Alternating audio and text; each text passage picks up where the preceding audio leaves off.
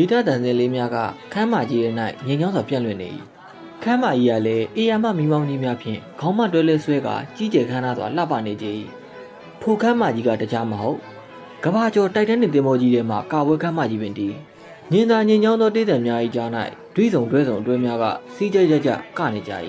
အင်မတန်ကြည့်၍ကောင်းလာပါပြီကျွန်ုပ်လည်းခမ်းမကြီးတောင်စပွဲတစ်လုံး၌ထိုင်ကမိန်ပြမီးရောင်များအောက်တွင်ကနေသောအတွဲများကိုကြည့်နေကြ၏ကျွန်ုပ်မြန်ရစာတွတ်ပြီးကအနောက်တန်းဝတ်ဆောင်ကိုရှိုးကြဝတ်ဆင်ကဘာကျော်တိုက်တန်းတဲ့သင်္ဘောကြီးခမ်းနားကြီးကျယ်လာသောကာဝဲခမ်းမကြီးတွင်ရှိနေခဲ့ဘူးသည်ဆိုရင်တင်းတို့အံ့ဩကောင်းအံ့ဩနေမိကြကြမည်ကျုပ်ရှင်းပြပေးမှာပေါ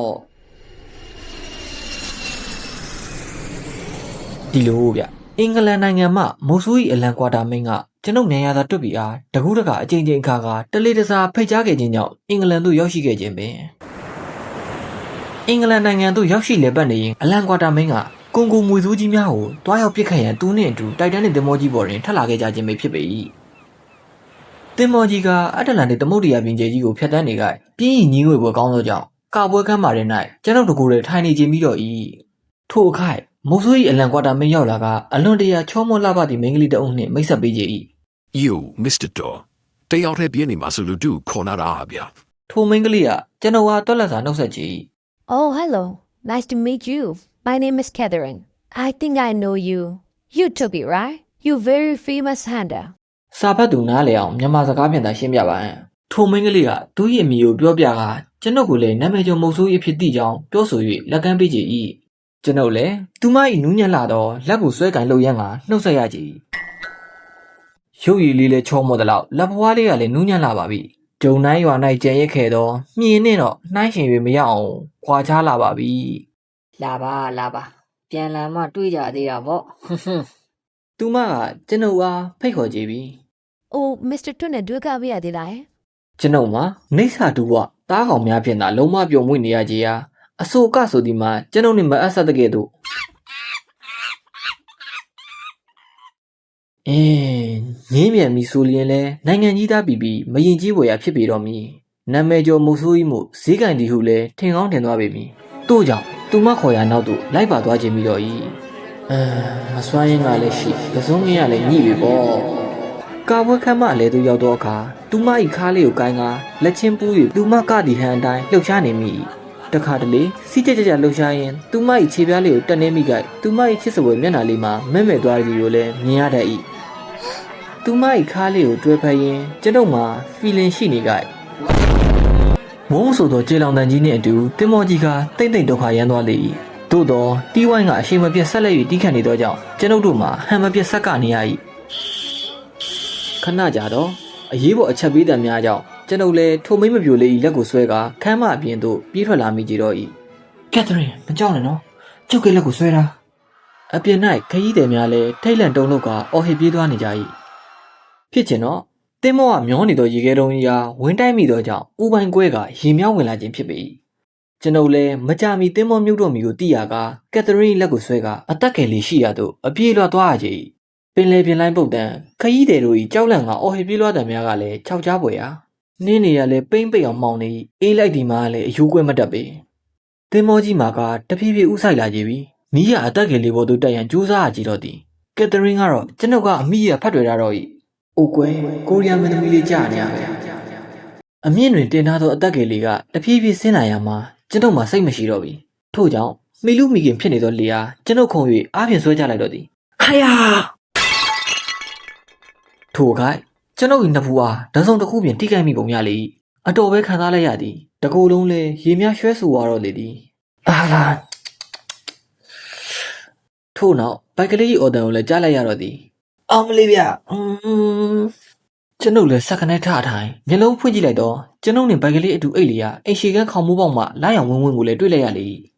ဗျာဘယ်လိုလုပ်လိုက်တာလဲဆရာတွေ့အိတ်ရည်လည်းအကုန်ဆိုးကုန်ပြီကျွန်တော်လည်းရွှဲပြီဗျ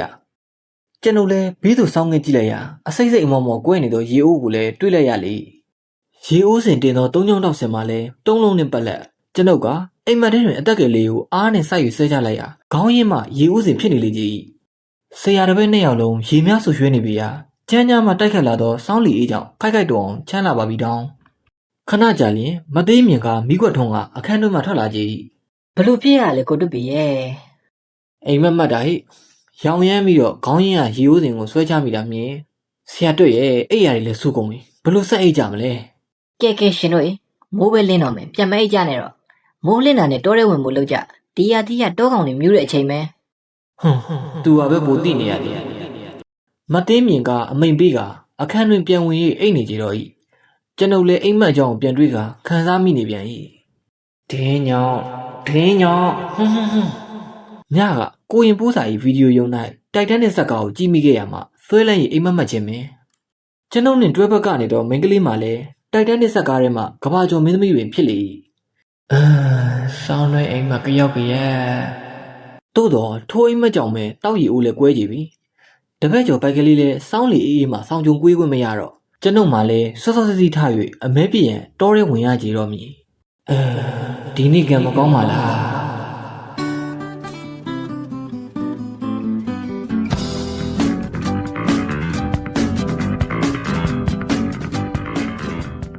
အခန်းနဲ့အထူးဧည့်သည်မနေ့ကတောဝတ်တကောင်ရထား၍မသိမြင်ပေါ်မျက်နှာရနေတော့ကျွန်ုပ်မှာအေးဆေးစွာအင်ရှိကွက်ပြက်၌အဖန်ရည်နှင့်စသားကြောင့်မြုံနေကခြံဝါမှခေါ်လိုက်သောအာနုလမိုးဤတန်ကိုကြားလိုက်ရ၏ပြိုးဥတုပီဒီမှာဧည့်သည်တွေလာပို့တာ ကျွန်ုပ်၏မျက်လုံးများကအာနုလမိုး၏နောက်သို့ကြော်ကြည့်လိုက်တော့မျက်နှာစိမ်းဧည့်သည်နှစ်ဦးကိုတွေ့ရကြ၏ကြွကြပါအောင်ခင်ဗျာကြွကြပါအောင်ဘာကိစ္စများပါလိမ့်ဗျာအာနုလမိုးကဧည့်သည်များနှင့်မိတ်ဆက်ပေးကြ၏ဒီဧည့်သည်တွေကဗိတ်ကျွန်းစုကနေလာတဲ့ဧည့်သည်တွေပြို့ကျွန်ုပ်ကထိုဧည့်သည်နှစ်ဦးကိုအကဲခတ်လိုက်ပြီးမြင်ဧည့်သည်တွေအတွက်စသားကြောက်ဖို့နဲ့အဖန်ကြီးလုပ်ပေးပါအောင်မသေးမီရှိရာအိမ်ဘက်သို့လမ်း၍အတန်ပြုလိုက်တော့၏မနေ့ကရထားသောတောဝက်၏မျက်နှာကြောင့်အမိန်ပေးရခြင်းပင် အတန်းနည်းနည်းမြင့်နေနော်ဗိတ်ကျွန်းစုမှလာသောဧည့်သည်များကအသားရည်ကနေလောင်ထား၍ညိုမောင်းနေသောကြောင့်ရေလုံသားများဖြစ်ကြောင်းသိတာကြ၏ကျွန်တော်တို့ဥဝတင်လွတ်လိုက်တာပါဗျာဥတုပီအတွက်ဥဝတင်ကစာလဲပေးလိုက်သေးတယ်ဟုတ်ကဲ့ပါဗျာဥဝတင်ဆိုသူမှာကပရှုလူမျိုးရေလုံငန်းရှင်တအုပ်ဖြစ်၏ကျွန်ုပ်နှင့်လွန်စွာမှခင်မင်လာ၏ကျွန်ုပ်ဗိတ်သူရောက်စဉ်ကလိုလေသေးမရှိအဆရရကူညီခဲ့ပေးသူလည်းဖြစ်၏လွန်ခဲ့သော3-4နှစ်ကအလန်တရာခန့်ရှိမွေစိုးကြီးကနှိမ်နှင်းပေးရန်အတင်း၏အကူအညီတောင်းခံမှုကြောင့်ကျွန်ုပ်လည်းဘိုက်ကလေးနှင့်စောတင်မောင်ခေါ်၍ဗိတ်ကျွန်းစုသို့တွားရောက်မှုခဲ့ကြ၏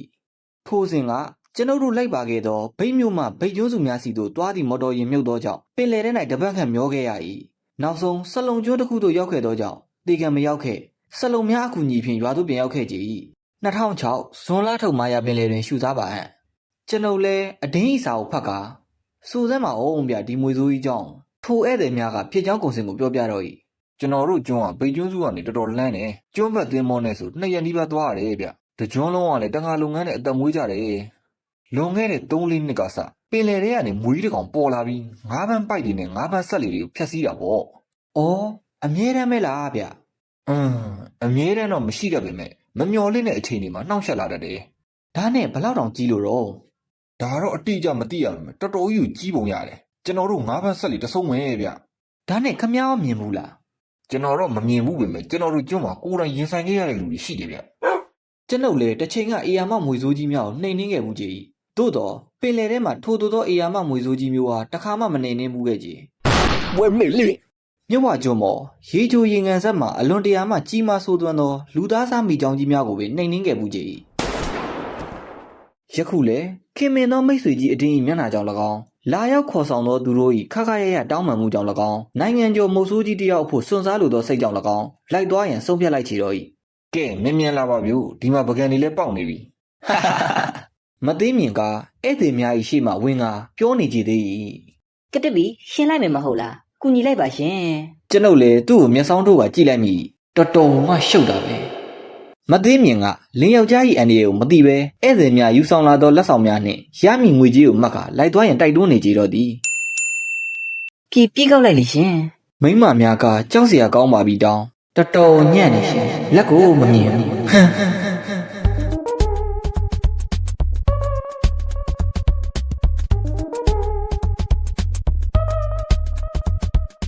အခန်း3အန်ဒီရဲ့ကြားမှာစော်ကြီး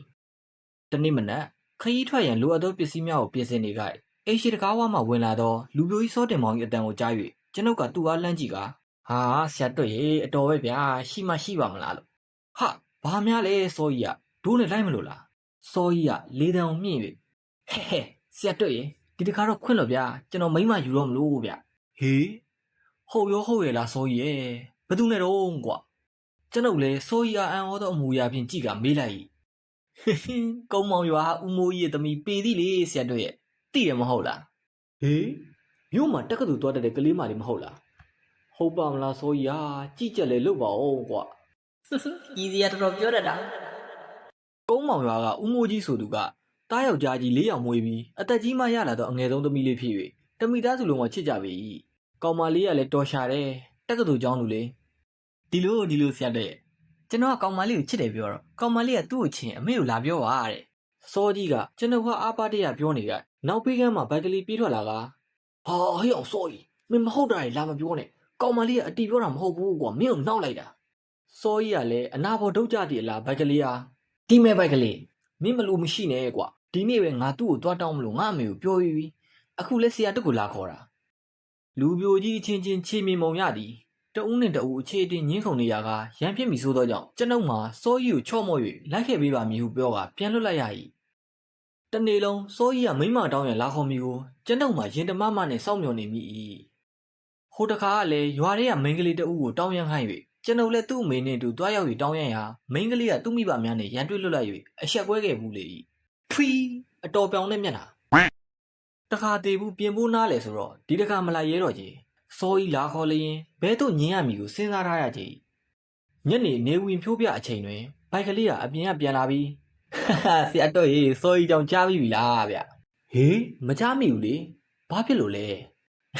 ဲသူကကုန်းမောင်ရွာပေးသည်နဲ့သူနဲ့လက်ထပ်တော့မယ်ဆိုပြီးတော့ရွာနီးကျုပ်ဆက်တွေးသမျှလူတွေကိုရှောက်ပြောတာကောင်မလေးအကူတွေကကြားတော့မတူမတန်စော်ကားရပါမလားဆိုပြီးစိုးကြီးကိုတတ်မလို့လိုက်ရှာနေကြတယ်ဗျို့ဟေးစိုးကြီးပြောတော့ကောင်မလေးကအိမ်မှာလာတောင်းပါဆိုဆရာတုတ်ကလည်းဝေးရန်ရောဗျာကောင်မလေးကခတ်တော့ကလေးသူ့ကိုရည်စရာလုပ်လိုက်တာဗျအော်မသိပါဘူးကွာအဲ့ဒါအခုစိုးကြီးလေးအိမ်မကဲရဲတော့ရှောင်နေရတယ်ဗျို့တို့နဲ့ညနေစာစားပြီးချိန်ကျွန်ုပ်လည်းဧည့်သည်များနဲ့အဖန်အေးတောက်ပြီးစကားပြောနေကြခြံဝါမှာလူတစ်ယောက်ဆောင်ချုံ၍ခတ်တုတ်ကလေးအိမ်ဘက်သို့ရှောက်လာသည်ကိုတွေ့လိုက်ရလေဆရာတို့အတန်ကြားလိုက်သည်နဲ့စောကြီးမှန်းသိလိုက်သည်ကျွန်ုပ်ကလည်းစောကြီးကိုနောက်ပြောင်လို့တဖြင့်ဟာစောကြီးမိမခိုးလာတာလားဟာဆရာတို့ကလည်းဗျာဆရာတို့နဲ့လိုက်တော့မလို့ဗျဟမ်မင်းမိမယူတော့မလိုက်တော့ဘူးဆိုရောက်ဖတွေကသဘောမတူလို့လိုက်ပြီးရန်ရှာနေလို့ဗျာမနှက်ဆရာတို့နဲ့ပဲလိုက်ခဲ့တော့မယ်စောကြီးအကြောင်းကိုဘိုက်ကလေးကပြောထား၍တီးပြီးသားဖြစ်လို့ဘာမှမပြောတော့ပဲအေးလေရွာမှာမနေရတော့ရင်လည်းလိုက်ခဲ့ပေါ့ကွာကျွန်ုပ်ခရီးကအန်ဒီရများလာပါပြီစောကြီးဟာကျွန်ုပ်ဆန္ဒလေးရောက်တော့မခေါ်ခြင်းအခုလေစောကြီးမှာသူ့အကြောင်းနဲ့သူရွာရင်နေ၍မရသဖြင့်ကျွန်ုပ်တို့နဲ့လိုက်ပါရတော့ပြီမီတခါကလည်းပင်လယ်ပြင်၌မော်တော်ဘုတ်နှိပ်၍တေကံမရောက်တတ်မပြောက်ခဲ့ကြမာယာပင်လယ်2006တွင်ရှုကျေးဇူးပါပဲဆရာတွေ့ရဲ့စောကြီးဟာကျွန်ုပ်၏ခွင့်ပြုချက်ရသွားသဖြင့်ဝမ်းသာအားရဖြစ်သွားကအသင့်ပါလာသောလွယ်အိတ်အားအခန်းတောက်တွင်ထောင်ထားလိုက်တော့၏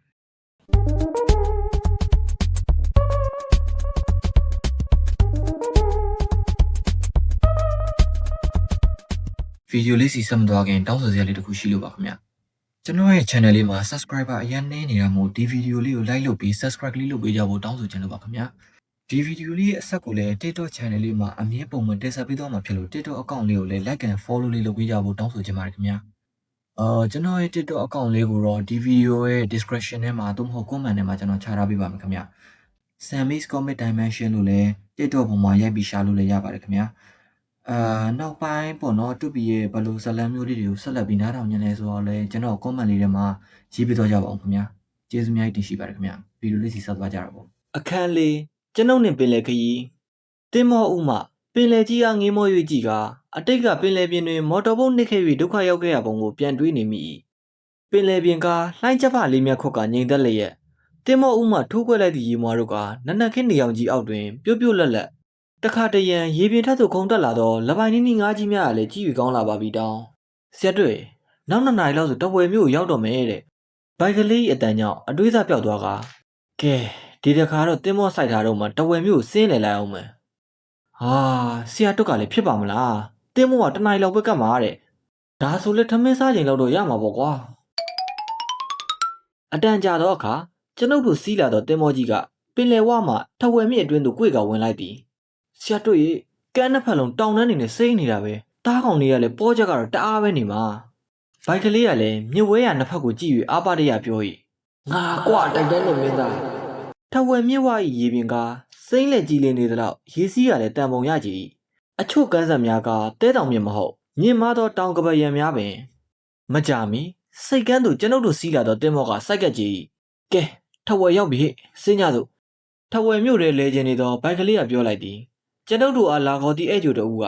ဒါထဝယ်မြို့မဟုတ်သေးဘူးကိုပိုင်ရစင်ပြူစိတ်ကန်းလို့ခေါ်တယ်ဒီကနေမြို့လေးကိုစိုက်ကယ်ကယ်ရီနဲ့သွားအောင်ပါသူကဒေတာကျွမ်းကျင်ပုံရပြီးဒီနေရာကိုအမြဲရောက်ပုံရသည်ကျွန်ုပ်တို့လည်းကန်းသို့ဆင်းကစိတ်ကန်းအနီးထမင်းဆိုင်၌ထမင်းစားကြ၏သူ့ရဲ့သူ့ဒေတာဟင်းများဖြစ်၍ဂရွင်းလိုက်ကမြိန်လာကြ၏ပစွန်တုပ်လေးများကိုရေချမ်းစီပြန်ချက်၍ထဝယ်တုပ်မှလည်းဂရွင်းမြိန်လာကြ၏ဘိုက်ကလေးနှင့်စောကြီးတို့ကတော့ခေါင်းမင်မဖော်နိုင်ကောင်းတယ်ပြောဆရာတို့ရေဟေးဒီလိုလိုက်ပွဲလေးတစ်ပွဲလောက်လုပ်ပါအောင်ထမင်းစားပြီး၍လက်ဖက်ရည်တိုင်းတွင်အချို့တဲ၍တင်းမောထွက်ချိန်ကိုစောင့်နေလိုက်၏မကြမီကျွန်ုပ်တို့လည်းတင်းမောပေါ်ပြန်တက်ကခရီးဆက်ချေ၏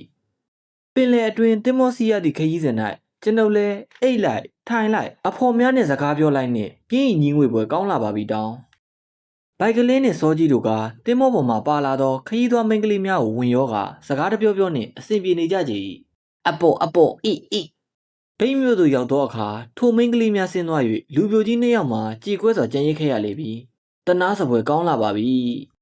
ကျွန်ုပ်တို့လည်းတင်းမောခရီးလမ်းဆုံးဖြစ်ရာကော့တောင်းမြို့သို့ဆက်ခဲ့ကြပြန်၏ဘိန်းမျိုးမှ15မိနစ်ခန့်ဆက်လက်ခုတ်မောင်းလိုက်တော့ကော့တောင်းမြို့သို့ရောက်တော့၏ကော့တောင်းမြို့၏မြင်ကွင်းကအလွန်မှလှပပါပြီကော့တောင်းမြို့ကမြန်မာနိုင်ငံ၏တောင်ဘက်ဆွန်ဆုံးသောစိတ်ကမ်းမြို့တစ်မြို့ပင်ဘရင်တော်အငူသည်လည်းမြန်မာနိုင်ငံ၏တောင်ဘက်နယ်နိမိတ်ပင်ဖြစ်ကြ၏ကော့တောင်းမြို့၏ထူးခြားချက်ကပင်လယ်ကမ်းခြေများတွင်ပြန့်ဝဲနေသောကြီးမားသည့်တိမ်ငှက်ကြီးများပင်ဖြစ်ကြ၏ဘိုက်ကလေးနှင့်စောကြီးတို့ကလည်းတိမ်ငှက်ကြီးများကိုတအံ့တော်ဟာတိမ်ငှက်ကြီးတွေမနှဲပါလားဟေးအေးကွာရောင်အပြန်တစ်ကောင်လောက်ဖမ်းသွားရင်ကောင်းမယ်တင်းမောပေါ်မှာဆင်းနေနဲ့စလုံကျွန်းမှအတင်းကကျွန်ုပ်တို့အားစောင့်ကြိုနေကြ၏ဟာဥတုပီယာပါလာပါမလားလို့တွေးလိုက်ရတော့ဝမ်းသာတယ်ဗျာအတင်းကပရှုတိုင်ရင်သာငါးဖမ်းဆက်လီများပိုင်ဆိုင်သည့်ချမ်းသာသောရေလုံငန်းရှင်တအုပ်ပင်စလုံကျွန်းများတွင်လှည့်လည်နေထိုင်တော့လဲကော့တောင်းမြို့တွင်တိုက်တစ်တလုံးစောက်ထားကြ၏ကဲဥတုပီတို့ခရီးပန်းလာကြတာမလားအေးစစ်စစ်သာအနားယူကြနောက်တစ်ရက်မှကျွန်တော်တို့ကျွန်းနေစီခရီးဆက်ကြမယ်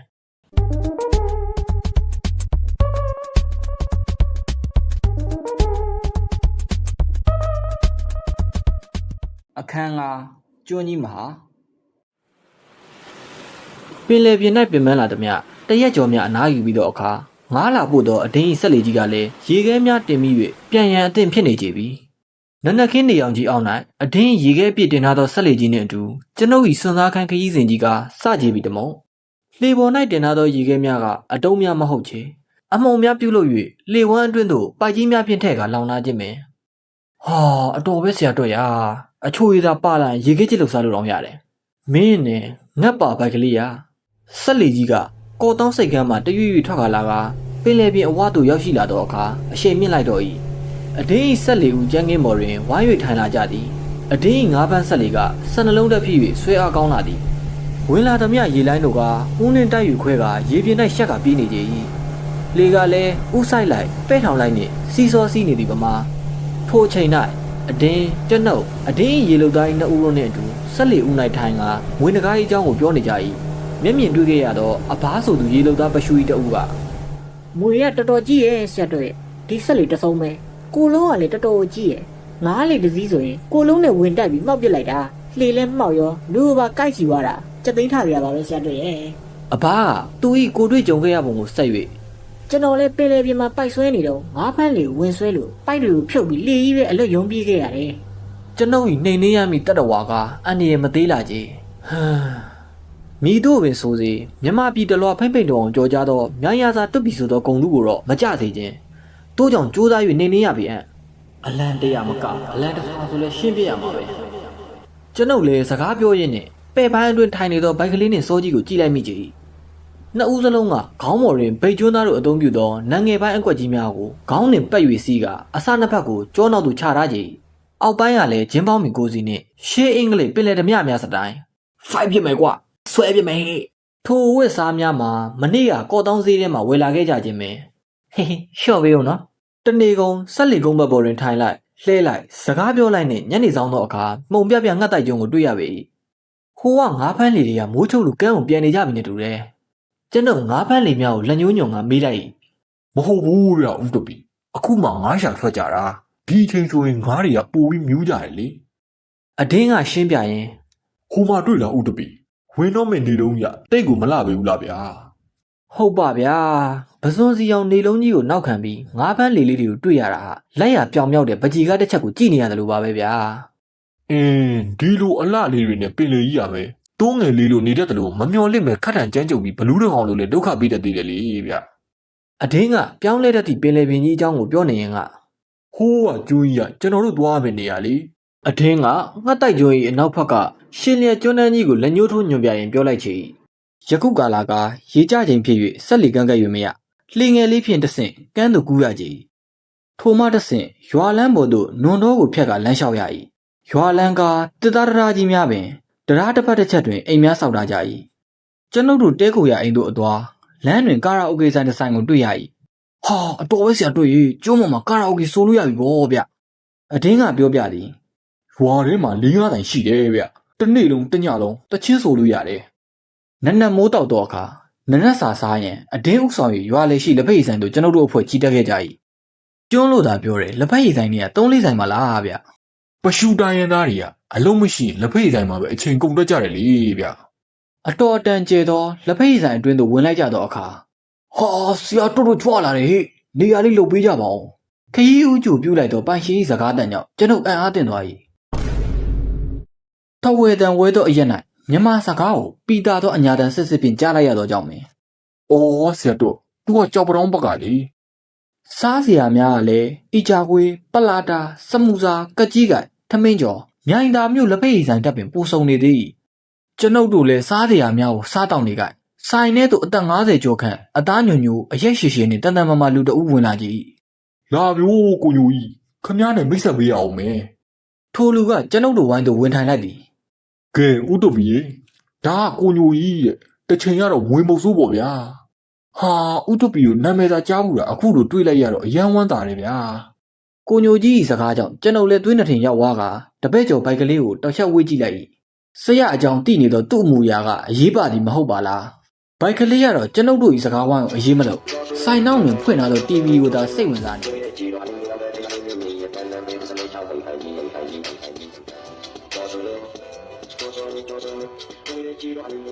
ေအေးဗျာဒေတာခံအတွေ့အကြုံရှိတဲ့လူတွေနဲ့တွေ့ရတော့လေဝမ်းသာတယ်ဗျာကဲလုတ်ပါအောင်ခမရရဲ့အတွေ့အကြုံလေးတွေကို ဒီလိုပါဆရာတို့ဟိုးတော့ကကျွန်တော်ကဒနုပြူပါဝယ်ရောင်းဝယ်လုပ်ပါတယ်တနေ့တော့မွေဖန်းတဲ့ဆရာတအုပ်နဲ့တွေ့ပြီးမွေပညာတွေကိုလေ့လာခဲ့တယ်ပြီးတော့စေဝါလုပ်ငန်းတွေကိုပို့ဖို့မွေဖန်းတဲ့အလုပ်ကိုလည်းလုပ်ခဲ့တာပေါ့ဗျအခုတော့ဒီမှာလာပြီးတော့မိသွေးပုံမှာလှုပ်တာဗျ ကိုညိုကြီးကသူ့ရဲ့အတွေ့အကြုံများကိုဆက်ပြောနေပြန်၏မွေဆိုတာကလေတကယ်လေ့လာမယ်ဆိုရင်စိတ်ဝင်စားစရာအကောင်းသားလားဗျာသူတို့ရဲ့အလေးအကျင့်ကိုသိဖို့ကအရေးကြီးတယ်လေမွေဟောက်ဆိုရင်ပပြင်းထောင်ပြီးမှဘယ်ဘက်ကိုစောင်းပြီးပေါက်တတ်တာမဟုတ်လားအဲ့ဒါကြောင့်ဘယ်ကိုပြပြီးညာဘက်ကနေကုတ်ကူဆွဲပြီးဖတ်ရတာလေသူတို့ရဲ့အထာကိုတော့သိထားဖို့လိုတယ်လေဆရာတို့ရဲ့မွေပွေးဆိုတာလေတုံ့ပြန်မှုကမြန်တယ်လေသူ့ကိုတုံးနဲ့လမ်းထိုးလိုက်ရင်ထိတဲ့နေရာကိုကြိုက်တော့တာပဲမြန်သလားမမေးနဲ့ဆရာတို့ရဲ့ကြည်စမ်းမှနောက်ကျနေအောင်မယ်3-4ကလောက်ဒုတ်ရှိရှိနဲ့တူပြီးရင်တော့မလုပ်တော့ဘူးဒီတော့မှအောက်ကနေအခွေလိုက်လက်နဲ့ထိုးပြီးဖမ်းလိုက်ရုံပဲလေဟုတ်တယ်ဗျို့ကျွန်တော်လည်းဒီနေ့တိုင်းပဲဖမ်းလာတာဗျတခါတော့လားကျွန်တော်မီးသွေးဖုန်နေတော့မှဟိုဘကန်တတိတယောက်ကအရှိဆယ်ပေရှိတဲ့မွေစုတစ်ကောင်ဖမ်းပြီးဗတ်သိန်းပြီးမယ်တပေပိုသွားရင်လေဗတ်တောင်းပေးဦးမယ်ဆိုလို့စိတ်ဝင်စားပြီးတော့တောကြီးမွေဟောက်တွေကိုလိုက်ရှာခဲ့တယ်သူတို့ကဒီမွေတွေကိုဘာလို့ဖို့လဲဗျသူတို့စီမှာလေမွေကြီးတွေနဲ့လူတွေနဲ့တတ်တဲ့ပွဲတွေမွေကြီးတွေနဲ့ပြတဲ့မွေအလင်မဲ့ပွဲတွေကိုနိုင်ငံသားတွေစီကဒေါ်လာနဲ့ယူပြီးယုံသွင်းပြတယ်လေဒါတော့ဟုတ်ပါပြီဒီကျိုးနေပေါ်မှာဒီလောက်ကြီးတဲ့မွေတွေရောရှိရလားရှိတာပေါ့ဆရာတွေ့ရဲ့ဗိတ်ကျွန်းစုတော်တော်များများဟာလူသူအရောက်ပေါက်နေပြီးတောတောင်တွေထူထပ်တဲ့ကျွန်းတွေလည်းအများကြီးရှိတယ်လေ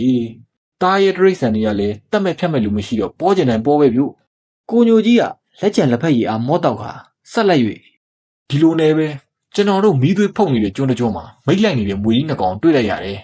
ဒီကောင်နေမိတ်လိုက်ပြီးမောလောက်ကြတော့လမ်းပွဲသွားတဲ့မွေအထီးကိုကျုပ်ဖမ်းလိုက်တယ် 12ပေ13ပေလောက်တော့ရှိမယ်မျိုး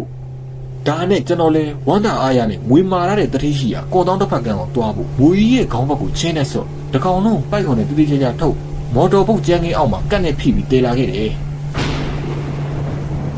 ကျွန်တော်တို့မော်တော်ဘုတ်ကပင်လယ်မှာဖြတ်နေတော့ငုံတိုင်းမိလို့မော်တော်ဘုတ်ကိုကြိုးစားပြီးထိန်းနေရမိုးကလည်းရွာနေတော့မော်တော်မောင်းနဲ့ဆက်လင်အခန်းထဲမှာကျွန်တော်တို့စုနေကြရတာပေါ့အဲ့ဒီအချိန်မှာမွေကြီးတစ်ကောင်ကဆက်လင်အခန်းမှန်ကိုဗပြင်းထောင်ပြီးပေါက်နေတာကိုတွေ့လိုက်ရတယ်မှန်ကလည်းအထူစားမှမကွဲသွားပါနဲ့မွေကြီးကအချိန်ချင်းပေါက်နေတော့သူ့ရဲ့အဆွဲမှာလည်းသွေးတန်တရေရဲနဲ့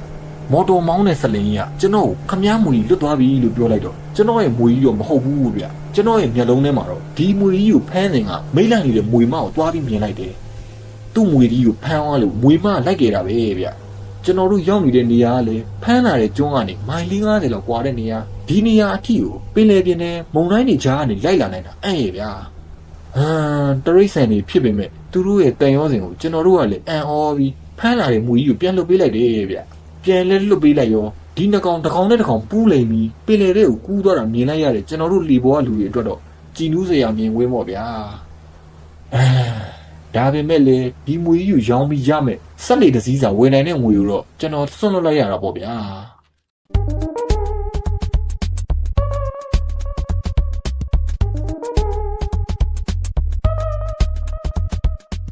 အပိုင်း6ပျောက်ဆုံးနေသောရန်သူမိုးလေဝသကင်းစင်၍ကျွန်ုပ်တို့ပင်လယ်ပြင်သို့ရန်သူအကြောင်းစုံစမ်းရန်ထွက်ခဲ့ကြကြ၏လှေပေါ်တွင်ရေငုပ်ကျွမ်းကျင်သူဆက်လုံးကျွန်းသား2ဦးကျွန်ုပ်တို့အားကူညီရန်အဒင်းဤလူယုံအဘားဆိုသူနှင့်ဆက်လီမောင်းသူပြီးတော့ကျွန်ုပ်နှင့်တပည့်ကျော်2ဦးတို့အားတင်ဆောင်ကထွက်ခွာခဲ့ကြကြ၏အဘားကပရှုတိုင်းရင်းသားဖြစ်ပြီးထိုပင်လယ်တဝိုက်၌ငယ်စဉ်ကတည်းကကျွမ်းကျင်သူဖြစ်ချေ၏ကျွန်ုပ်ကအဘားကိုလမ်းပြောလိုက်သည်ငါးပန်းလေစီမောင်းပြို့တရင်လေးပါလေးလဲစုံစမ်းလို့ရအောင်အဝေးမှမှုံပြပြဆက်လုံးလေးများရှိရာသို့အဘားကလက်ညှိုးညွှန်ပြောလိုက်သည်ကဲဒါဆိုဆရာတွေ့ဟိုရှိရဆက်လုံးလေးတွေစီဝင်မေးရအောင်ဆက်လုံးလေးများကတစ်လုံးထွင်းလေးများဖြစ်၍ဘေးနှစ်ဖက်တွင်လှေနှစင်းကပ်ထားတဲ့ကဲ့သို့အလဲလေးမှကြမ်းကင်းသားကပေါင်းမှုဖိုထားသည်ယခုခေတ်ဆက်လုံးလေးများကဆက်တက်ထား၏ကျွန်ုပ်တို့၏ဆက်လေးကဆက်လုံးလေးနှင့်ရှင်ကရက်လိုက်ရင်အဘားကလေထဲသို့လမ်းအော်ကနှုတ်ဆက်လိုက်သည်အဘားနှင့်ဆက်လုံးကျိုးသားတို့ကဆက်လုံးဘာသာဖြင့်အပြန်အလှန်စကားပြောကြပြီးကျွန်ုပ်အားအဘားကဆရာတွေ့အခုရက်ပိုင်းတော့ဘာသတင်းမှမကြားရသေးဘူးတဲ့ဗျလွန်ခဲ့တဲ့အပတ်လောက်ကဒီနေရာမှာသူတို့ဆက်လုံးလေးတွေကိုဝင်ပြီးတက်ခိုက်သွားသေးတယ်တဲ့အေးဗျာကျွန်ုပ်တို့လာပြီဆိုတာတိလို့ပြေးပြီနဲ့တူပါရဲ့ဟုတ်ပါဆရာတွေ့ရဲ့ကဲဆရာတွေ့အချိန်ရှိတော့ဒီပတ်ဝန်းကျင်ကိုလှည့်ဆောင်စမ်းရအောင်မြို့တို့နဲ့ပင်လယ်အတွင်းငါးဖမ်းလေများအားလိုက်လံမေးမြန်းတော့လည်းမထူးကြရန်သူကြက်စားရပင်လယ်ပြင်တစ်ဝိုက်ရှိအနီးကပ်ဆုံးကျွန်းများရှိရာနေရာသို့ဆက်လေကိုဦးလေကမောင်းခဲ့ကြကြ၏အတန်ကြာသောအခါကြောက်ချရန်နာနေသောဆက်လေကြီးတစ်စဲအားတွေ့လိုက်ရ၏ဒါနဲ့အဘကြီးဟိုးမှလေရကျွန်တော်တို့လေကိုလှမ်းခေါ်နေတယ်လို့ပဲနော်အဘကမှန်ပြောင်းတလက်နဲ့ထိုဆက်လေကြီးအားဒေချာကြည့်ကဟာဒါရိုးရိုးလေမဟုတ်ဘူးဗျပင်လယ်ဓမြလေဟိုက်ကျွန်ုပ်လည်းပင်လယ်ဓမြလေဆို၍လန့်သွားကလက်ဆွဲတော်နှလုံးပြူးတနက်ကိုအသင့်ကင်ထားလိုက်ရ၏အဘကဆက်လေမောင်းသူအားမွတ်တိုင်းစက်ကုံသာဖွင့်ပြီးမောင်းပြီးတော့ကျွန်ုပ်တို့ဆက်လေကဆက်တန်ကိုအစွမ်းကုန်မြင့်ကနောက်ကျောင်းသို့လှည့်၍ပြေးရကြတော့၏ထိုပင်လယ်ဓမြလေကဝေးသောကြောင့်ကြံခဲ့ကြတော့၏သို့တော့တနတ်တန်၄-၅ချက်ကိုကြားလိုက်ရသေးသည်ဖေဟာထိုဆက်လေပြောက်သွားမှကျွန်ုပ်တို့လည်းတပ်ပြင်းချနိုင်ပြီတော့သည်တော်ပါသေးရဲ့ပင်လယ်ထဲမှာဓမြလေနဲ့တွေ့လို့ရတော့လွတ်အောင်သာပြေးပြီတော့ဆရာတွေ့မိသွားရင်တော့ဘာအိုးမှချမ်းသာမပေးဘူးဗျဆက်လေတစ်စီးလုံးသိမ်းလူတွေကိုလည်းအရှင်လက်လက်ပိုက်ခွန်နဲ့ထုတ်ခဲဆွဲပြီးရေထဲပစ်ချအပြောက်ရှင်းပြတော့တာပဲဗျို့လေကုန်တွေကိုလည်းစေးပြန်တုပ်ပြီးတစ်ဖက်ကမ်းမှာတွားရောက်တတ်သေးတယ်သူ့ရောက်ခမပစ္စည်းတွေကြာနေတာပဲပင်လယ်ဓမြတွေထဲမှာမိမပင်လယ်ဓမြတွေလည်းရှိတယ်မိမသားမို့နူးညံ့မယ်တော့မထင်နဲ့ပိုပြီးရက်ဆက်တယ် တနာကြပါဗျာဘာမိမလေဖြတ်ထားလို့လွတ်ပေးပါဟုတ်စကျွန်ုပ်လည်းဘိုက်ကလေးနဲ့စောကြီးတို့ပဲလှည့်ကကြားလာဘိုက်ကလေးနဲ့စောကြီးဗျာဟာဆရာတုတ်ကလည်းစောကြီးကိုပဲတတိပေးသမှာဒီကောင်ကမိမမြင်ငန်းငန်းတက်အမေမင်းရပဲပြောရသေးတယ်ဘိုက်ကလေးရာအတန်ငယ်မောင်းပြီးတော့အခါမှုံပြပြကျွန်းတကျွန်းကိုတွေ့လိုက်ရ၏ဟောဟိုမှာကျွန်းကြီးတကျွန်းပြို့ကြောက်တောင်ကြီးကျနေတာပဲဒါငှက်တိုက်ကျွန်းလေငှက်တိုက်လာရှာကြတဲ့လူတွေဒီကျွန်းမှာလာပြီးငှက်တိုက်ရှာကြတယ်ကျွန်းကြီးက နီးလာလေးကြီးလာလေးဖြစ်ရကအနားသို့ရောက်တော့အခါကြောက်ဆောင်တတိုင်းကြီးများတပွဲပင်လယ်မှမိုးထပ်သို့ထိုးကထွက်နေကြ၏ငှက်တိုက်တွေကကြောက်ဆောင်ရဲ့ဟိုးအမြင့်ကနေရန်ဒီမှာတွေ့ကပ်ပြီးစောက်ထားကြတာငှက်တိုက်တွေစောက်တဲ့ငှက်ကလေးတွေကိုဇီဝဆိုးငှက်လို့ခေါ်ကြတယ်သူတို့ကအမြင့်ကိုပြန်နိုင်ကြပြီးကောင်းငင်ကတိမ်ညွန့်တွေကိုပဲစားတတ်ကြတယ်ဒီဘေးယူနေတာမသိတိမ်ညွန့်ဆိုတာရင်ငွေတွေပဲဟောကျွန်းကြီးကမတ်ဆောက်သောကြောက်ဆောင်ကြောက်ကဘားများနှင့်အီယာမရဲတိုက်ကြီးနှင့်တူနေလေ၏အတန်ကြာသောအခါကျွန်ုပ်တို့ဆက်လေကြီးသည်အတော်အတန်ကြီးမားသောလှိုင်ကူကြီးရှိသို့ရောက်လာ၏ကျွန်ုပ်တို့၏ဆက်လေကလှိုင်ကူအတွင်းသို့မောင်း၍ဝင်လိုက်သည်ဘိုက်ကလေးကအပေါ်သို့လက်ညှိုးညွန်ကဆက်တွေ့ကြည့်ပါဦးလှိုင်ကူအမိုးကအမီးပဲဗျအဲ့ဒါလောက်မြင့်တဲ့နေရာကိုငှက်တိုက်ရှာတဲ့လူတွေကတက်ဆွဆံများတက်ပြီးတော့ငှက်တိုက်တွေရှာကြရတာလေဗျဟမ်ဒါဆိုငှက်တိုက်ခွာတဲ့လူတွေကတော်တော်ဆွဆွဆဆတက်ရမှာပဲနော်ကျောင်းနေရင်ကြီးမှာအတွေ့အတာတွေလည်းမရှိပဲနဲ့ဒါကတော့ကျွမ်းကျင်ရပေါ့ကွာလှိုင်ကူထဲတွင်ရေကကြည်လည်နေ၏အောက်ခြေသို့ပင်မြင်နေရသေးသည်ကျွန်ုပ်လည်းရန်သူမွေကြီးခိုနားနိုင်သည့်အခြေအနေကိုစူးစမ်းရှာဖွေကအကဲခတ်နေရ၏ထိုစဉ်ဆက်လေမောင်းသည့်သူကစက်ကိုနှိုးကထွက်ကြသူပြုတ်တော်ကြာရေတက်လာလို့ဂူပေါက်ပိတ်သွားမှဖြင့်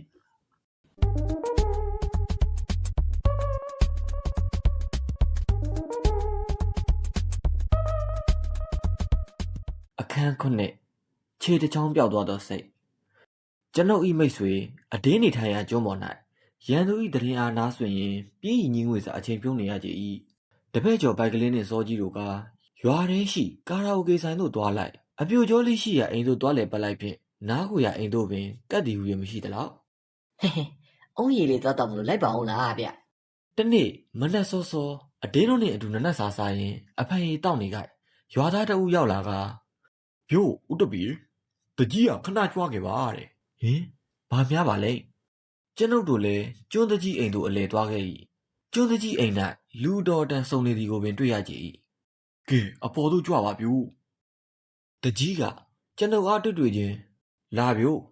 ဒီမှာပြဿနာတစ်ခုဖြစ်နေလို့ဥတပီကိုပဲအကူအညီတောင်းအောင်ပါပဲတကြီးကပရှုတိုင်းနာတအူကညွန်ပြကဒါကတော့ဒီကျွန်းပေါ်ကစိတ်မွေးတယ်ယာကွပ်ပါယာကွပ်ဤမျက်နှာနဲ့မုတ်စိတ်မွေးရစိတ်နဲ့တူနေကြသည်ကျွန်းတကြီးကဆက်လက်၍မနေ့ကစိတ်တွေကိုပင်လယ်ကမ်းစပ်မှာလွတ်ကြောင်းလာတာညနေပဲပြန်သိမ်းတော့စိတ်တကောင်ရော့နေတော့မသိလိုက်ဘူးတဲ့အဲ့လိုနဲ့မနှက်ကြလိုက်ရှာတော့ပင်လယ်ကမ်းခြေမှာခြေတစ်ချောင်းပြတ်ပြီးတည်နေတယ်ယာကွပ်ကတော့တယောက်ယောက်ကဖြတ်သွားလို့သူ့စိတ်တည်ရတယ်လို့ပဲပြောနေတယ်အဘဒါဘာကြောင့်လဲဆိုတော့ဥတုပီဆုံးဖြတ်ပေးစီလိုပါတယ်ကဲယာကွပ်ရဲ့စိတ်ကိုကြည့်ရအောင်ယာကွပ်ကလူအုပ်ကြားထဲကသူ့ဤစိတ်တွေကိုပြလေထိုပေါင်ဤစိတ်တစ်ချောင်းကအရင်မှဓာတ်နဲ့ခုတ်ပြတ်ထားတဲ့ကဲသူတိတိကဲမြင်တဲ့အတိုင်းပဲဥတုပီ တယောက်ယောက်ကဓာတ်နဲ့ခုတ်ပြီးဖြတ်ယူသွားတာဖြစ်မယ်ဆရာ ကျွန်ုပ်ကစုံတော်ဦးဆန်ရှား၏အမူအရာဖြင့်စိတ်ကိုတေးကြစွာစစ်ဆေးပြီးဒါတော့မဖြစ်နိုင်ဘူးယာကွပ်ရဲ့ဒဏ်ရာရဲ့အနားစာတွေမှာအသားတွေကဖွာလန်ကျဲနေတယ်ဒါကသွားခတ်တဲ့အကောင်တကောင်ကောင်ကိုက်ဖြတ်သွားတာပဲဖြစ်ရမယ်ပြီးမှယာကွပ်ဘတ်တို့လက်ကကဲအခင်းပြတဲ့နေရာကိုလိုက်ပြပါဦးယာကွပ်၏နောက်မှအခင်းပြရာကန်းဆက်သို့ကျွန်ုပ်တို့လိုက်ခဲ့ကြ၏ဟောကနေရပက်တကြီး ယာကွပ်ညွန်ပြသောနေရာသို့ကျွန်ုပ်လမ်းကြည့်လိုက်၏ပင်လယ်ကမ်းဆက်နှင့်ခလန်းလန်းကြောက်ဆောင်လေးများအကြားလက်မှုပင်လေးများအုပ်ဆိုင်နေကြ၏ပင်လယ်တဲတောင်မြင်နှင့်ကြောက်ဆောင်နေကြဖြစ်၍ရေတက်ရေကြကြောင့်မြည်သည့်ခြေရာမှမကြမ်းရန်သူကိုမှန်းဆရခတ်ချေ၏ကမ်းခြေမှာတော့ရေတက်လို့ခြေရကံမရအောင်ပိုင်လေကုန်းတွင်းဘက်အနီးနားကိုလိုက်ကြည့်ကြပါဦးကမ်းခြေဘက်အနီးနားတစ်ဝက်ကျွန်ုပ်တို့လည်းခြေရခံလိုက်ရာဆက်တွေ့စိတ်ခွာဗျဒီမှာစိတ်ခွာ ပင်လယ်ကမ်းဆက်ကြောက်ဆောင်များအကြားတနေရာမှစိတ်ခွာတစ်ခုကိုကောက်ခါစောကြီးကကျွန်ုပ်အားလှမ်း၍အော်ပြောလိုက်ချေလာကြည့်ကြသမ်းပါဗျို့ကျွန်ုပ်လည်းထိုစိတ်ခွာကိုကြည့်ရာလူတစ်ယောက်ဤလက်ချက်မဟုတ်မှန်းသိလိုက်ရကြည်ဒါလူတော့မဟုတ်ဘူးပဲကျွန်ုပ်လည်းတကြီးဤဘက်သို့လှည့်ကကဲတကြီးရေအားလုံးကိုခြုံငုံမိကြည့်ရင်တော့ရန်သူကရေထဲရဖြစ်ဖို့များတယ်ဗျဒါပင်လယ်ထဲကအလန့်တရာမွေကြီးများလားဗျာမွေတော့မဖြစ်နိုင်ဘူးတကြီးမွေတွေကအကောင်လိုက်ကြီးပဲမျိုးလဲကြတာတွားထပ်ပြီးမေးရုပ်တန်တဲ့တရဝါတကောင်ကောင်ပဲဖြစ်ရမယ်ဒီကိစ္စအဖြေပေါ်အောင်တော့ဥတုပီကိုပဲအကူအညီတောင်းအောင်ပါမျိုးကိုကျွမ်းကျင်ရအရက်မဟုတ်၍ကျွန်ုပ်လည်းရန်သူဤပုံတံကိုခံမှန်းရခက်ကြည့်ပြီးမမြင်ရသေးသောရန်သူကကျွန်ုပ်အားစိန်ခေါ်နေကြပြီမဟုတ်တော့တပီစိန်ဘာလို့လဲကွာ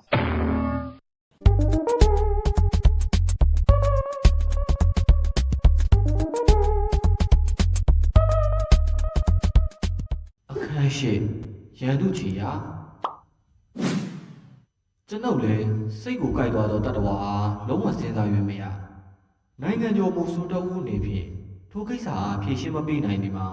ရှက်ဖွယ်ကောင်းလာပါပြီတောင်ကျွန်းတကြီးနှင့်ကျွန်ုပ်ခေါင်းချင်းဆိုင်၍တိုင်မယာ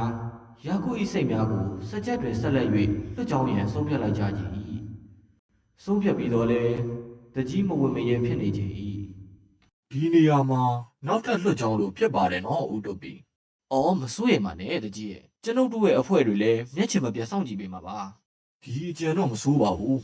ရာခုကိုသဘောပေါက်အောင်တော့ရှင်းပြရမှာပဲဦးတိုပီကပဲသူ့စိတ်ဒီလုံးကြုံအောင်ဂရုစိုက်ပေးပါဗျာတို့နဲ့ကျွန်းတကြီးကရာခုအားအခေါ်လွတ်လိုက်တော့သည်ရာခုရောက်လာတော့အခါတကြီးကအကြိမ်ကြိမ်ရှင်းပြ၍ကျွန်ုပ်တို့အားမယုံတဝက်ယုံတဝက်ဖြင့်သဘောတူလိုက်ချေ၏ကဲလုံးကြည့်ကြတာပေါ့ဗျာကျွန်ုပ်တို့နဲ့ဖိုကျွန်းပေါ်မှာရွာသား၄ဦးခန့်ကိုကျွန်းတကြီးကပေးထား၏ဘိုင်ကလေးနဲ့စောကြီးတို့လည်းထိုအချိန်မှစ၍ကာရာအိုကေဆိုင်နှင့်အပြိုလေးများအိမ်သို့မသွားနိုင်တော့ပေ နွားနဲ့ခါတော့ပြီငါလည်းမင်းလိုပါပဲကွာ တရက်နှစ်ရက်ခန့်စောင့်ကြည့်နေတော့လဲဘာမှမထူးကြစိတ်ကြောင်းသားအဖြစ်သာလုံနေရ၏တနေ့နေ့လေစိတ်တအုပ်ကြီးအစာစားနေသည်ကိုပြင်းရစွာစောင့်ကြည့်နေကရွာသားတအုပ်မောကြီးပန်းကြီးဖြင့်ရောက်လာက ဥတ္တပြေတကြီးကအရေးကြီးတော့အမြဲပြန်လာခဲ့ပါတဲ့အ ရေးကြီးသည်ဆိုသောကြောင့်ကျွန်ုပ်လည်းအပြေးလိုက်သွားကြ၏တကြီးအိမ်သို့ရောက်သောအခါစလုံးလူမျိုးရွာသားအချို့ကိုတွေ့ရကြ၏စလုံးအချို့မှာငိုယိုနေကြသည်တကြီးမှာကျွန်ုပ်ကိုတွေ့ချင်းလာပြိုးဦးတို့ပြီရန်သူတော့ပြန်ပေါ်လာပြန်ပြီဘာများဖြစ်လို့လဲတကြီးကျွန်းတကြီးကအနားမှာစလုံးလူမျိုးလေး၅ဦးခန့်ကိုလက်ညှိုးညွှန်ပြကသူတို့ကပင်လယ်ထဲမှာပင်လယ်မြော့ကောက်တဲ့စလုံးလေးပဲဦးတို့ပြီစလုံးတိုင်းရင်းသားများကပင်လယ်ထဲတွင်နေထိုင်ကြသူများဖြစ်၍ရေနှင့်ပတ်သက်၍ကျွမ်းကျင်သူများဖြစ်ကြ၏သူတို့၏အလုပ်ကပင်လယ်အောင်ကျမ်းမြင်သူမဟုတ်ပါပင်လယ်မြော့များကိုဖမ်းယူခြင်းပလဲငုံခြင်းအားဖမ်းခြင်းတို့ကိုသာလုပ်ကြ၏ဒီနေ့ပင်လယ်ထဲမှာသူတို့လေအုပ်စုတွေပင်လယ်မြော့ကောက်နေတော့ပင်လယ်ထဲကတောင်းကျဲနေတဲ့အလန့်တရာမူကြီးဝင်တိုက်ခိုက်တာကိုခံလိုက်ရတယ်ဘာဒီဖြစ်သွားကြသေးလဲတကြီးသူတို့လေတစည်းကိုကိုလုံးကြီးနဲ့ဝင်တိုက်ပြီးမြော့ငုံနေတဲ့စလုံးတအုပ်ကိုကိုက်ချီသွားတယ်တဲ့ပင်လယ်ပြင်တွင်ပျောက်နေသောငွေစိုးကြီးကယခုတပံပြန်လည်၍ပေါ်လာကကျွန်ုပ်ကတိတ်ခေါ်နေကြပြီတမောကျွန်ုပ်တို့လည်းပင်လယ်ပြင်သို့ထွက်ခွာ၍ထိုငွေကြီးနောက်သို့လိုက်ကြရန်တကြီးအိမ်၌ပြောဆိုနေကြစောရီတယောက်မော်ဒကောဖြင့်အပြေးလွှာရောက်လာကြည် ပါဝါမယ်မဆရာတို့ရေ ဟေးဘာပါဝါလို့လဲစောကြီးကပြောတတ်မအောင်စောကြီးကတော်တော်နဲ့မပြောနိုင်ပြီးမှ ဆရာတို့ရေစိတ်တကောင်တော့ဖွက်ကြီးချီသွားပြီ ဘာကွာစောကြီးကအရင်မရှိအဖျားမရှိဖုတ်ကပဲစိတ်ကိုချီရတယ်လို့ ဟာဆရာတို့ကလည်းအခုဟာအေးအမဖွက်ကြီးဗျစိတ်မကြီးကိုကိုက်လိုက်တာများပေါင်ရည်ကနေဓာတ်နဲ့ခုတ်ပြတ်သွားတယ်တိကနေပြတ်သွားတယ် ဟင်အခုအဲ့ဒီဖုတ်ကြီးရှိသေးလား အားလုံးဝိုင်းလိုက်တော့ပင်လယ်ထဲကိုဆင်းပြေးသွားတယ်ညံသလားလည်းမမေးနဲ့ ကမ်းခြေလက်မှုတော်အဆက်၌ဒဏ်ရာရသွားသောစိတ်ကိုဝိုင်းအောင်ကြည့်နေသောလူတစ်စုကိုတွေ့လိုက်ရကြ၏ထိုလူအုပ်ထဲမှဘိုက်ကလေးကကျွန်ုပ်ထံပြေးထွက်လာက ဆက်တွေ့ရေအံ့ဩစရာပဲဗျာနဲတဲ့ဖွက်ကြီးမဟုတ်ဘူးညံကလည်းညံတဲ့နဲ့ ကျွန်ုပ်လည်းလူအုပ်ကြားတဲ့သူတိုးဝေဝင်ကစိတ်ကိုကြည့်လိုက်၏ ရက်ဆက်လိုက်တာဗျာ စိတ်ကအမကြီးပင်နှုတ်ချနေသောစိတ်အမိကြီးပင်ဖြစ်နိုင်ကြ၏အတက်ကလည်းပြင်းသည်ဖုံးလိုက်နှင့်အသက်ပင်ရှူနေရသည်ကမြင်ကွင်းကစိတ်မချမ်းမြေစေရာကျွန်ုပ်၏လက်ဆွဲတော်နှလုံးပြိုးနှင့်တက်စီဝင်ချုပ်ပေးလိုတော့လဲကျွန်းသားများကတမျိုးထင်သွားပြီဆို၍စိတ်ကိုထိတ်လိုက်ရ၏မလုံကောင်းလို့ပေါ့ကွာထိုစဉ်စိတ်ပိုင်ရှင်ရာကို၏ငိုတံကိုကြားလိုက်ရကြ၏တကြီးနဲ့ဥတ္တပီယာဒီနေရာမှာလွတ်ကြောင်းပေးပါဆိုလို့အခုတော့ကျွန်တော်စိတ်မကြီးပါသွားပြီဒီစိတ်မကြီးကအခုနှုတ်ညစ်နေရတဲ့စိတ်မကြီးဗျအေး စိတ်ဒီကိုမထိခိုက်စေရပါဘူးအကြံပေးကထိုစကြက်တွင်ကြောင်းခိုင်းသည်ကကျွန်ုပ်ပင်ဖြစ်ကြ၏ထိုတို့ဖြစ်သွားသည်ကိုလည်းကျွန်ုပ်ပင်ပြေရောရတော့မည်မဟုတ်လားထို့ကြောင့်အနီးအနားရှိကြောက်ဆောင်ထိပ်တွင်ထိုင်ကညည်းညူနေမိကြတော့၏ဒီနေ့လည်းတွတ်ပြီးပြမကောင်းပါလား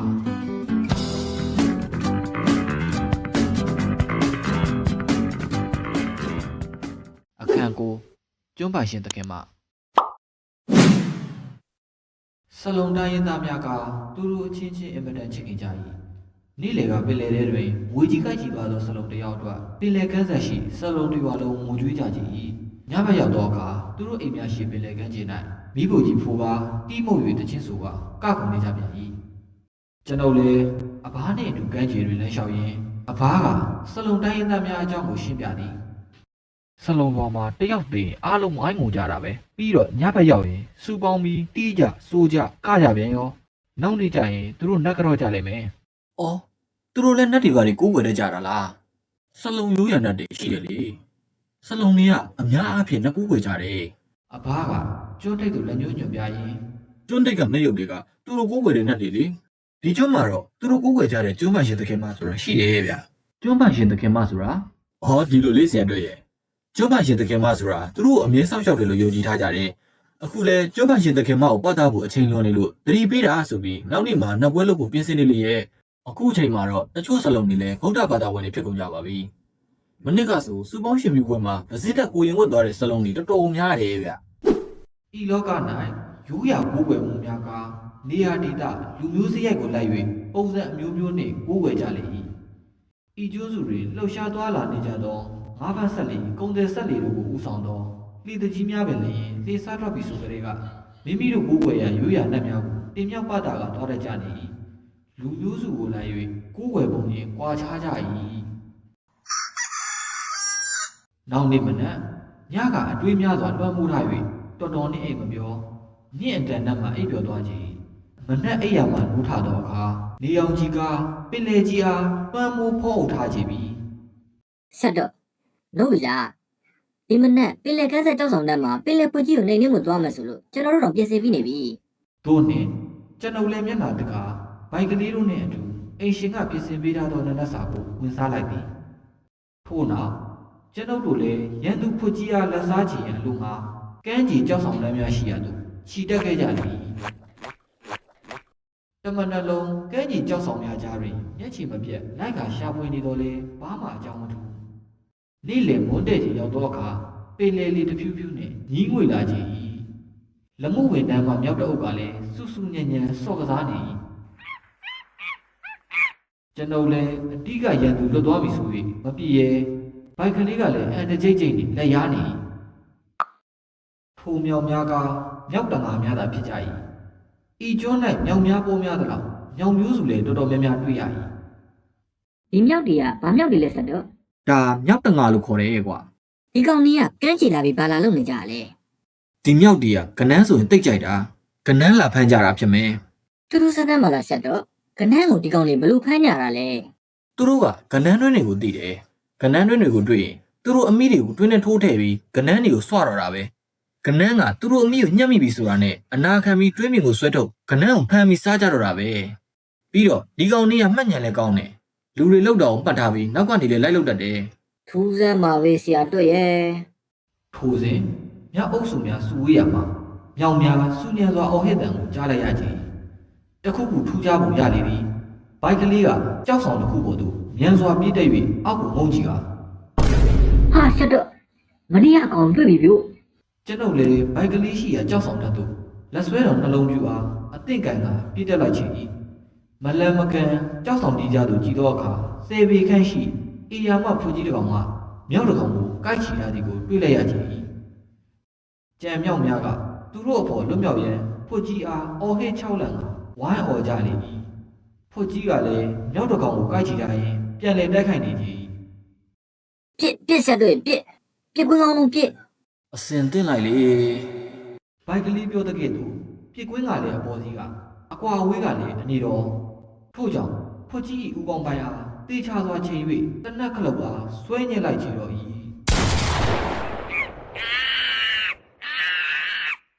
ကျေလောင်သောတနက်ကြီးစံ၏ပေါက်ပွဲတံနှင့်အတူ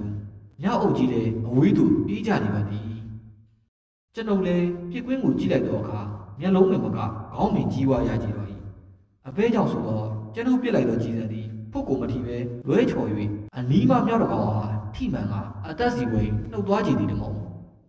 တို့ကြောင့်လှည့်ပြေးတော်မူဖွာအားအရှိတို့တလန့်တူး၍နောက်ထပ်ကြီးတောင်းနှင့်ထပ်ပြင်းခလုံးနှိပ်လိုက်သောအခါကြီးစံထွက်သွားတော်လဲကျွန်ုပ်၏ခန္ဓာကိုယ်ကဟန်ချက်ပြက်ကပေါက်ရက်လဲကျသွားခြင်း၏ကျွန်ုပ်လည်းစိတ်တက်ကြသွားခြင်း၏ ဟာဆက်တော့ ပြစ်ကွင်းကိုပြန်မကြည့်တော့ပဲချက်ချင်းပြန်ထက နောက်ထပ်အခွင့်အရေးရလျင်ပြည့်ရန်တနက်ကိုကြည်အစ်စ်ထိုးလိုက်၏ထိုစဉ်ဘိုက်ကလေး၏အတန်ကိုကြားလိုက်ရ၏ ဟာဆက်တွေ့ချက်ကောင်းကိုထိသွားတယ်ဗျဒီကောင်တို့လူနေပြီမပြေးနိုင်တော့ဘူး ကျွန်ုပ်၏ဒုတိယကြီးစန်းကဖွတ်ကြီးလက်ပြင်မှာဖောက်ထွင်းကဖွတ်ကြီးကမပြေးနိုင်တော့ချေလူလို၍နေကြပြီးထူးဆန်းလာခြင်း၏ကျွန်ုပ်လည်းနောက်ဆုံးကြည်တောင်ဖြင့်တေးကြစွာချိန်ရွေ၍ပြစ်ကဖွတ်ကြီး၏ဇီဝင်ကိုခြုံငင်းပေးလိုက်ရကြတော့၏ဖွတ်ကြီးကကန်ဆိုးပြီစွာ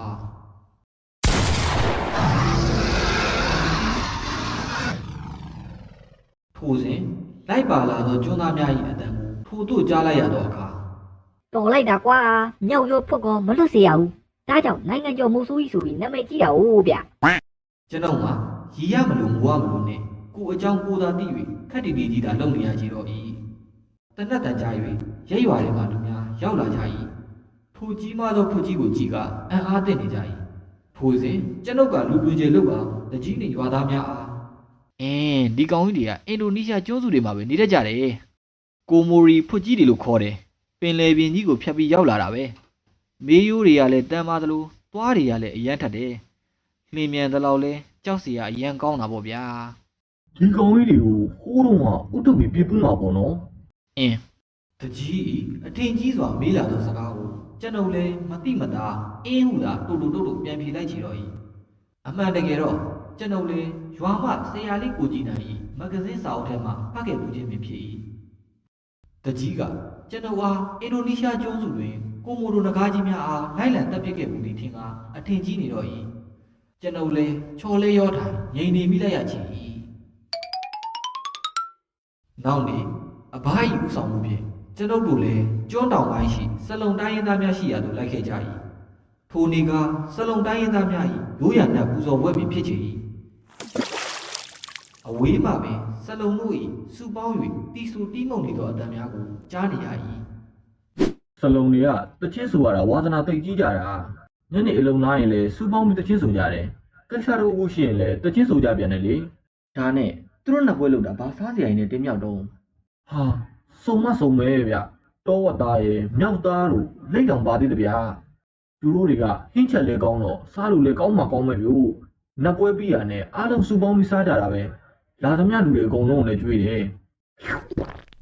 နတ်ရုပ်ရှိတွင်တင်မြောက်နေသောအဖွားကြီးတဦးကိုထူးဆန်းသောပုံသဏ္ဍာန်ဖြင့်တွေ့လိုက်ရခြင်း၏ဖြူဖွေးနေသောသပင်တို့ကိုထိတ်တွင်စုကာစီးထား၏သပင်နှဲသောကြောင့်စတုံးကတံမြာတိခန့်သာရှိကြ၏ခန္ဓာကိုယ်ကပိန်လီ၍အနီရောင်အသားရည်တို့ကတွန့်ကပြုတ်၍တွဲကြနေ၏လဲနိုင်လဲတံပရီးကြီးကိုဆွဲထားကပါတိတ်လုံးကြီးအားရင်ရှား၍ဝတ်ထားခြင်း၏ရုပ်ပြစာအုပ်များထဲမှစုံမကြီးနှင့်ပင်တူနေခြင်း၏ ဒီမိမရဲ့နတ်ဆရာလေသူကကျုံးပိုင်ရှင်တခင်မနဲ့ဆက်သွယ်နိုင်တယ်လို့စလုံးတွေကယုံကြည်ထားကြတယ်ဟဲ့လား ထိုဖွားကြီးကလည်းလက်ရုပ်ရှိတွင်ပတာကပြောဆိုတိုင်တဲနေခြင်း၏ကျွန်ုပ်တို့အားကျွန်းသားများကတွေ့၍တလီတစားနေရာပေး၍ခရီးဥချိုပြုကြခြင်း၏ ဆရာတုတ်ကိုစလုံးတွေကသူတို့ရဲ့ရန်သူငွေစိုးကြီးကိုနှိမ်နှင်းပေးနိုင်မယ်သူရဲ့ကောင်းကြီးဆိုပြီးလူသေးနေကြတာ အဘ၏စကလုံးများကြောင့်ကျွန်ုပ်မှာချက်ချင်းပင်သွေးနှထင်ရောက်၍ဘဝင်လေဟက်ကမနေတတ်တော့ပေထိုစဉ်နတ်ဆရာအဖွားကြီးကကျွန်ုပ်အားလက်ဆွဲ၍လက်ရုပ်ကြီးများရှိသူခေါ်ကာလက်ရုပ်ကြီးများအားစလုံးပါတာဖြင့်ပြောဆိုနေကြ၏ထို့သို့ပြောဆိုနေသည်မှာကျွန်းပိုင်ရှင်သခင်မကငွေစိုးကြီးအားနှိမ်နှင်းပေးမိသူရဲ့ကောင်းအားစောင့်ရှောက်ပေးပါရန်အနံ့နေကြောင်းအဘကဘာသာပြန်ပြောပေး၍သိရခြင်း၏ကျွန်ုပ်လည်းစလုံးတိုင်းရင်းသားများကြား၌မနေတတ်တော့လူပုံအလေတွင်သူရဲကောင်းကြီးပမာသွေးနှထင်ရောက်ဘဝင်ခိုက်နေကြတော့၏ငါကွာတွတ်ပြီတကယ်တမ်းဆိုရင်ကကျွန်ုပ်ကိုသူရဲကောင်းအဖြစ်ပျောက်ပင်ပေးကတေတွင်းသို့တိုးပို့နေပါလားဟုတွေးမိကစက်သိန်းများပင်တဖြန်းဖြန်းထမိတော့၏အချွန်နဲ့တွန်းတဲ့စားတော့ပွဲကလည်းစီကားလာပြီစွာစလုံးများပရှုတိုင်းရင်သားကျွန်းသားအားလုံးအတူစားတော့ကြပြီလက်ပွဲပြီးလေစလုံးတိုင်းရင်သားတို့နဲ့အတူကျွန်ုပ်တို့လည်းဝင်ရောက်စားတော့ကြခြင်း မြင်မြန်ခဲ့ပြီပါဗျူ အုံးမရက်နဲ့တောဝတ်သားဟင်းလိတ်သားဟင်းငါးခင်မြောက်သားတို့ဖြင့်အဘာဘိုက်ကလေးနဲ့စောကြီးတို့ကခေါင်းမထောင်နိုင်တော့ကြီး